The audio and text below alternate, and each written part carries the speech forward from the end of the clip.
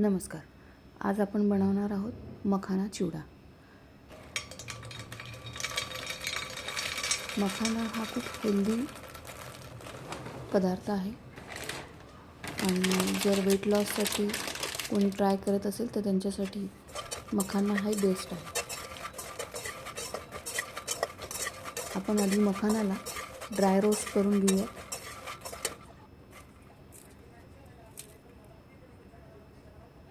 आता आपला मखाना पूर्णपणे व्यवस्थित क्रंची रोस्ट झालेला आहे. आता याचा चिवडा बनवण्यासाठी आपण कढईमध्ये थोडंसं तूप टाकूया.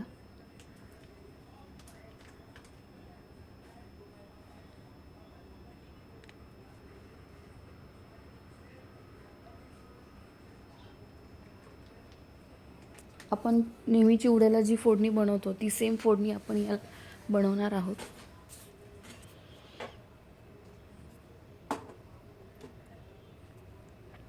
तूप व्यवस्थितरित्या गरम झाल्यानंतर आपण त्यामध्ये मोहरी, जिरे ॲड करणार आहोत.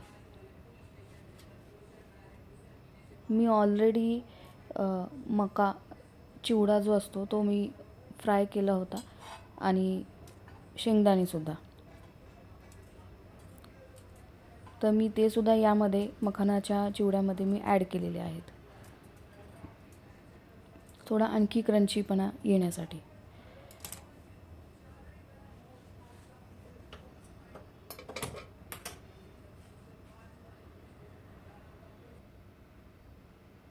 तर आपलं घी व्यवस्थितरित्या गरम झालेलं आहे. आपण यामध्ये सांगितल्याप्रमाणे मोहरी आणि जिरे टाकून घेऊयात.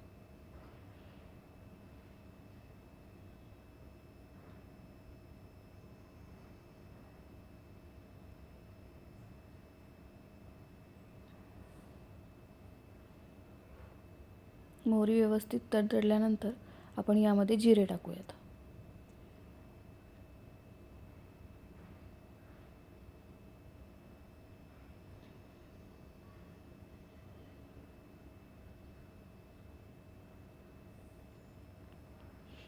थोडासा कढीपत्ता,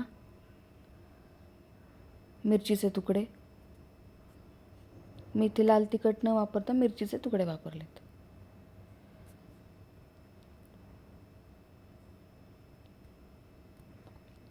यामध्येच मी थोडीशी हळद आणि मीठ टाकणार आहे.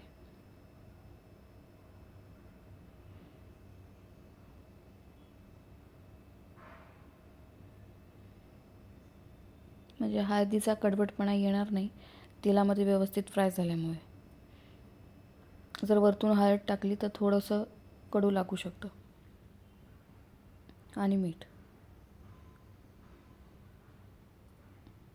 तेलात व्यवस्थितरित्या फ्राय झाल्यामुळे ते सगळ्या मखाना चिवड्यामध्ये मिक्स होईल.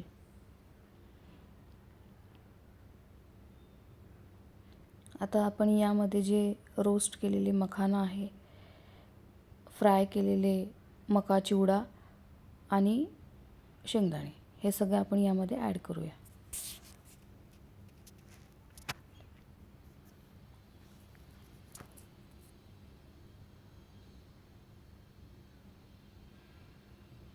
आता आपण याला व्यवस्थितरित्या फ्राय करूयात.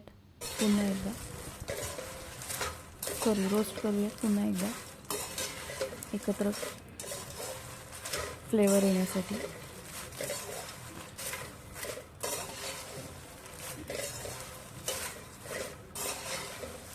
खूप इझी रेसिपी आहे, हेल्दी रेसिपी आहे आणि वेट लॉससाठी वापरला जाणारा हा पदार्थ आहे मखाना. याचे वेगवेगळे पदार्थ तयार करतात. काही जण खीर करतात, काही जण चिवडा बनवतात, काही जण चाट बनवतात. आता चाट बनवण्यासाठी सुद्धा आपण हा सेम चिवडा यूज करू शकतो. याच्यावरती फक्त आपण कांदा, टोमॅटो आणि कोथिंबीर आणि लिंबू टाकले तर आपला चाट पण रेडी झाला. हे आपलं व्यवस्थितरित्या रोस्ट झालेलं आहे, फ्राय झालेलं आहे, सगळं मिक्स झालेलं आहे सगळं मिश्रण.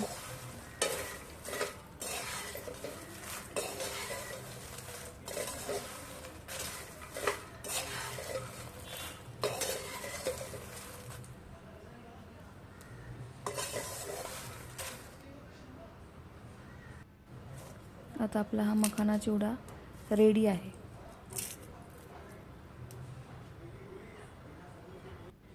तुम्ही पाहू शकता आणखी त्याला क्रंचीपणा आलेला आहे. हे आपण टिफिनसाठी सुद्धा यूज करू शकतो, ब्रेकफास्टसाठी किंवा इव्हिनिंग स्नॅक्ससाठी सुद्धा आपण हे खाऊ शकतो.